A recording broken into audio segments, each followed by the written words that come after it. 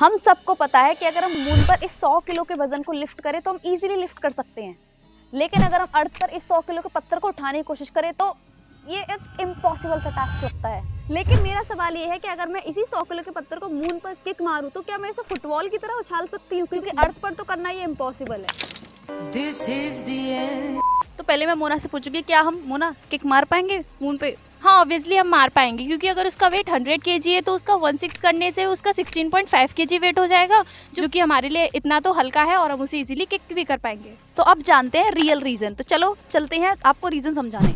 तो welcome to the day 3 of 100 day challenge, things that school never teach. लेकिन ऐसा बिल्कुल भी नहीं है, क्योंकि किसी भी ऑब्जेक्ट का वेट होता है वो फोर्स जिसके थ्रू अर्थ हमें अपनी सेंटर की तरफ अट्रैक्ट करती है। तो वेट का फॉर्मूला होता है W = m/g, यानी कि अगर इस 100 किलो के उसका वेट मैं मेजर करूँ तो 100 इंटू g की वैल्यू अर्थ पर होती है 9.8, तो मतलब इस 100 kg का वेट अर्थ पर हो जाएगा 980 न्यूटन। यानी कि अगर मुझे इसे लिफ्ट करना है अर्थ पर तो मुझे 980 न्यूटन से भी ज्यादा फोर्स लगाना पड़ेगा, तब मैं इसे लिफ्ट कर पाऊंगी। लेकिन वही अगर हम मून की बात करते हैं तो मून पर वेट हो जाता है 1/6, यानी कि 980 का वो हो जाएगा डायरेक्ट 162 न्यूटन। यानी कि अब मुझे मून पर इसे लिफ्ट करने के लिए सिर्फ 162 से ज्यादा फोर्स लगाना और मैं इजीली इसे लिफ्ट कर पाऊंगी। बट किक के केस में अलग होता है, क्योंकि जब हम किसी चीज को फिर किक मारते हैं तो हम यहाँ पर ग्रेविटी से डील नहीं कर रहे, हम यहाँ पर डील कर रहे हैं उसके मास से। एक्चुअल में अब इसमें ग्रेविटी का कोई रोल नहीं है, क्योंकि अब नीचे कोई नहीं खींच रहा, हमें सिर्फ ये ऐसे किक मार के शिफ्ट करना है, जिसकी वजह से यहाँ पर आता है एक और फैक्टर जिसे हम बोलते हैं इनर्शिया।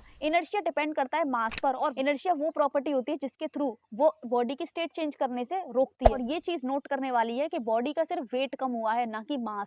मास अभी भी 100 किलो है, यानी कि ऑब्जेक्ट अभी भी 100 किलो का है।